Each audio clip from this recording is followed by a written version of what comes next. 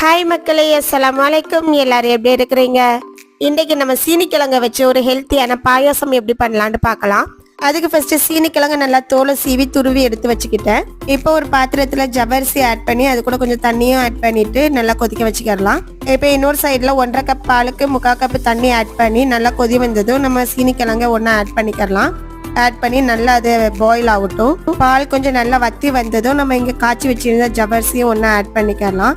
Add பண்ணிட்டு ஒரு நல்ல மிக்ஸ் கொடுத்துட்டு அது கூடவே நம்ம நாட்டு சர்க்கரையும் ஆட் பண்ணிக்கிடுவோம். நான் இங்கே 1 கப் நாட்டு சர்க்கரை ஆட் பண்ணேன். உங்களுக்கு எவ்வளோ ஸ்வீட் வேணுமோ அதுக்கேற்றப்பில் ஆட் பண்ணிக்கலாம்.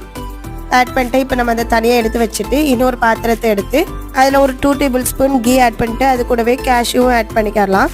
கேஷ்யூ லைட்டாக கோல்டன் ப்ரௌன் வந்த டைமில் கிஸ்மிஸும் ஒன்றா ஆட் பண்ணிக்கலாம். இப்போ ரெண்டுமே பொரிஞ்சதும் நம்ம பாயாசத்தில் ஆட் பண்ணிவிட்டு சர்வ் பண்ண வேண்டியது தான். ஓகே மக்களே, இன்ஷா அல்லாஹ் நெக்ஸ்ட் ஒரு வீடியோவில் பார்க்கலாம். பாய்.